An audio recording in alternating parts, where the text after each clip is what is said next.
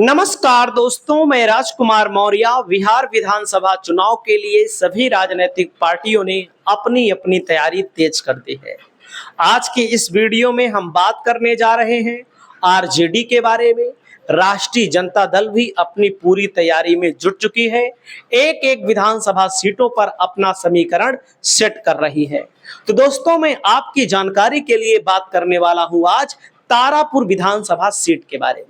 तारापुर से आरजेडी किसको चुनाव लड़ाने जा रही है, क्योंकि मैं आपकी जानकारी के लिए बता दूं, वर्तमान के जो विधायक हैं राजीव कुमार सिंह मौजूदा विधायक हैं, जो कि उपचुनाव में जीते थे, जेडीयू से जीते थे, उपचुनाव में जीते थे, क्योंकि इसके पहले वाले विधायक का निधन भी हो गया था, जो कि जेडीयू से ही थे। तो इस सीट पर आरजेडी बहुत कम वोटों के अंतर से हारी थी। तो यहां पर मैं आपको बताना चाहूंगा, जेडीयू से अब की बार सम्राट चौधरी के भाई रोहित चौधरी का नाम आ रहा है, जिन्होंने जनता दल यूनाइटेड ज्वाइन किया है तारापुर विधानसभा सीट से। तो जब जनता दल यूनाइटेड इन्होंने ज्वाइन किया है, तो इस सीट पर उन्होंने दावेदारी पेश कर दी है। रोहित चौधरी का टिकट जेडीयू से तो पक्का माना जा रहा है।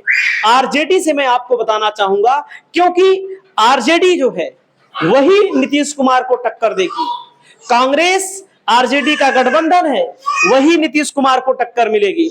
आंकड़े क्या कहते हैं? राजीव कुमार सिंह यहां से लड़े, 79,090 वोट पाए जनता दल यूनाइटेड से, 3852 वोटों में उपचुनाव में जीते। देखो, बाई इलेक्शन में जीते हैं।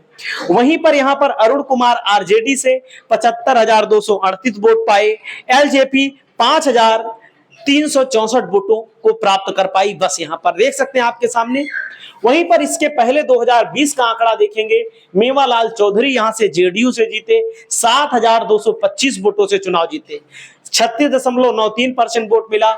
दिव्य प्रकाश आरजेडी से लड़ी, लेकिन आरजेडी ने उपचुनाव में दिव्य प्रकाश को टिकट नहीं दिया।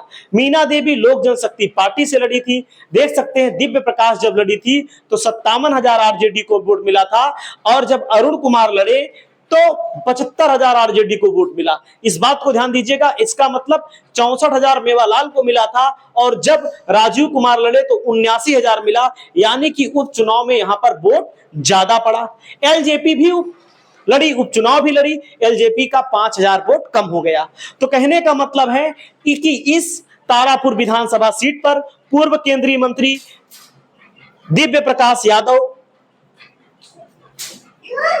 जयप्रकाश यादव की बेटी दिव्य प्रकाश यादव को मैदान में उतारा जाने वाला है, क्योंकि मैदान में उतरने के लिए पूरी तरह से तैयार हैं। वहीं पर मैं आपको बताना चाहूंगा, 2015 में आंकड़ों को देखेंगे, 11,947 वोटों से जेडीयू जीती। यहां पर हम लड़ी थी महागठबंधन की तरफ से, जेएमएम अलग से लड़ी थी, झारखंड मुक्ति मोर्चा।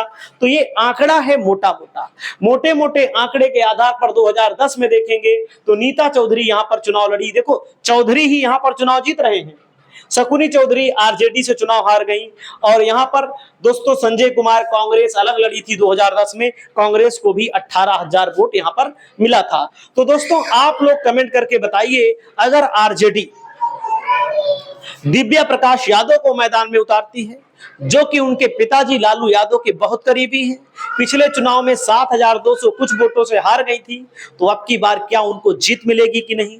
कमेंट करके बताइए, क्योंकि बिहार का चुनाव है।